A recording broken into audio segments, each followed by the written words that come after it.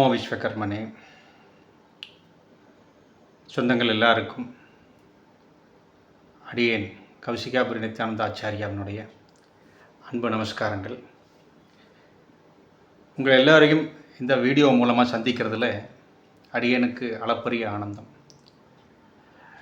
இந்த வீடியோ எதுக்காக பதிவிடுறேன் அப்படின்னு பார்த்தீங்கன்னா, எல்லாருக்கும் இந்த வாய்ப்பை பயன்படுத்தி நம்மளுடைய முக்கியமான பண்டிகையான வரும் வியாழக்கிழமை என்று வரக்கூடிய ஆவணி அவிட்டம் உபாகர்மா விழாவினுடைய வாழ்த்துக்களை உங்கள் எல்லோருக்கும் அன்புடன் பகிர்ந்து கொள்கிறேன். எல்லோரும் மகிழ்ச்சியாக கொண்டாட வேண்டும் இந்த நிகழ்ச்சியை, இந்த விழாவை அப்படின்னு எல்லோருக்கும் அழைப்பு விடுக்கிறேன்.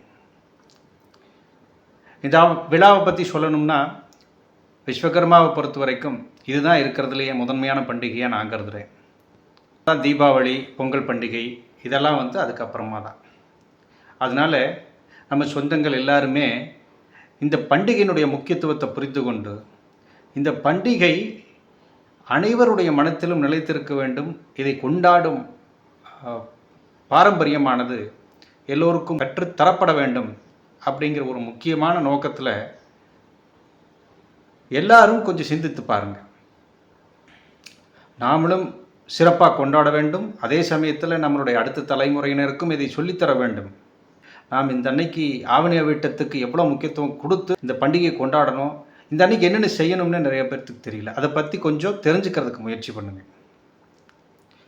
ஸோ இது யாருடைய வீட்டு நிகழ்ச்சியோ சொல்கிறது பர்சனல் ஃபங்க்ஷன் கிடையாது, ஃபேமிலி ஃபங்க்ஷன் கிடையாது.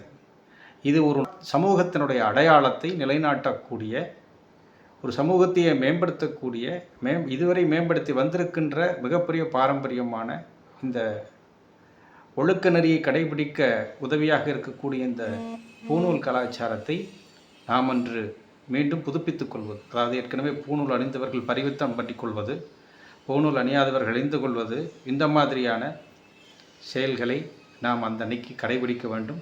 அதில் நிறைய கிரமங்கள் இருக்குது, வேதோக்தமாக நம்ம செய்யணும்னா முறைப்படி செய்யலாம். அதெல்லாம் பற்றி கொஞ்சம் பெற்றோர்களும் அதே மாதிரி வீட்டில் இருக்கக்கூடிய வயதான பெரியவர்களும் தங்களுக்கு தெரியாவிட்டாலும் கொஞ்சம் சிந்தித்து பார்த்து அதை பற்றி தெரிந்து கொண்டு குடும்பத்தில் இருக்கக்கூடிய எல்லாருக்கும் அதனுடைய முக்கியத்துவத்தை சொல்லி புரிய வைக்க வேண்டுமாய் தங்களை எல்லாம் தாழ்மையுடன் கேட்டுக்கொள்கிறேன்.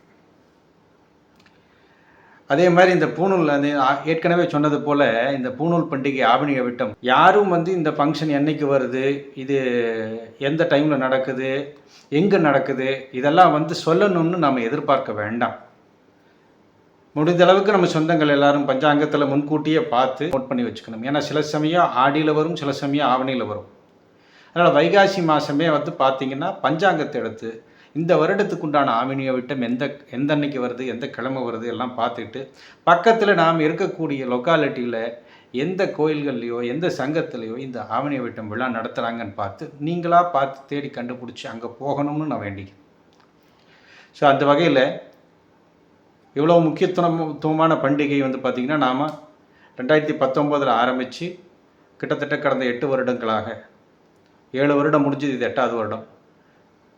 கோவை மாவட்டம் கோவில்பாளையம் கௌசிகாபுரி என்று புராண பெயர் பெற்ற இந்த கோவில்பாளையத்தில் அருள்மிகு வீரமாச்சி அம்மன் விஸ்வகர்மா சமூக நல அறக்கட்டளை நிர்வாகத்தில் இருக்கக்கூடிய நம்முடைய வீரமாச்சி அம்மன் திருக்கோவிலில் இந்த வருடம் ஆகஸ்ட் 27ஆம் தேதி சிறப்பான முறையில் நடைபெற உள்ளது. ஆவணி மாதம் 10ஆம் நாள் வரும் வியாழக்கிழமை இந்த விழாவானது நமது குலகுரு ஸ்ரீலஸ்ரீ புத்தாத்மானந்த சரஸ்வதி சுவாமிகளின் அருளாசியுடனும் கோவை மாவட்டம் காலப்பேட்டையில் குருகுல பாடசாலை நிறுவி வேதாந்த ஆகம சிற்பசாஸ்திர சமஸ்கிருத கல்வியை போதித்து கொண்டிருக்கின்ற என்னுடைய அடியனுடைய குரு பிரம்மஸ்ரீ தயாதாசன் ஆச்சாரியா அவர்களுடைய அருளாசியினுடன் இந்த விழாவானது நடைபெற்று வருகிறது. இதற்கு வருடா வருடம் நாம் நேரில் சென்று அழைப்பதில் கொடுப்பது வழக்கம். ஆனால் சென்ற முறையிலிருந்து அந்த வழக்கத்தை மாற்றி போக்குவரத்து நெரிசலின் காரணமாகவும் நேரமின்மை காரணமாகவும் சொந்தங்களுக்கு வாட்ஸ்அப் குரூப்புகளின் மூலமாகவும் தொலைபேசி அழைப்புகள் மூலமாகவும் நாம் அழைப்பு வச்சுக்கிட்டு இருக்கிறோம். அதனால் அதை புரிந்து கொண்டு சொந்தங்கள் யாரும் நேரில் வரவில்லை என்று எதிர்பார்க்க வேண்டாம். விழாவினுடைய அழைப்பிதழும் விழாவினுடைய பதாகை ஃப்ளக்ஸும் எல்லா குழுக்களிலும் பகிரப்பட்டுள்ளது. வாட்ஸ்அப் குரூப் வைத்திருக்கக்கூடிய அட்மின்கள் தயவு செய்து நம்முடைய பத்திரிகையை, அழைப்பிதழை மற்றும் ஃப்ளக்ஸை அனைத்து குரூப்புகளையும் பகிர்ந்து வைக்குமாறு அன்புடன் கேட்டுக்கொள்கிறேன். நீங்கள் வேறு யாராவது குரூப்பில் இருந்தீங்கனாலும் மீள் பதிவாக ஃபார்வேர்டு மெசேஜாக இதை அனுப்பி வையுங்கள், நம்மளுடைய சொந்தங்களுக்கு தெரியப்படுத்துவதற்காக. அதேபோல் அந்த அன்றைக்கி நிகழ்ச்சி பார்த்திங்கன்னா மிகவும் சிறப்பாக காலை 5 மணி தொடங்கி 9 மணி வரை சிறப்பாக நடைபெற உள்ளது.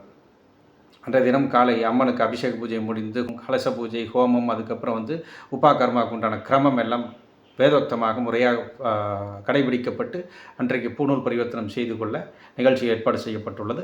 அனைவரும் தவறாமல் கலந்து கொண்டு இந்த பூணூல் பண்டிகையை சிறப்பிக்குமாறும் பூணூல் பரிவர்த்தனம் செய்து கொள்ளுமாறும் அன்புடன் கேட்டுக்கொள்கிறேன். அதே மாதிரி விஸ்வகர்ம ஹோமங்கிறது எல்லா பக்கமும் நடக்காது. நாம் சொந்தங்களில் நம்மளுடைய ஆச்சாரியார்கள் நடத்தினாதான் உண்டு. அதனால் இது சிறப்பான ஹோமம். அதனால் எல்லோரும் தயவு செஞ்சு விஸ்வகர்ம ஹோமத்தில் கலந்துக்கோங்க. பூணூல் மாற்றுறவங்க பூணூல் மாற்றிக்கோங்க. பூணூல் பதிவு செய்வதற்கு அழைப்பிதழிலேயே எண்கள் கொடுக்கப்பட்டுள்ளன.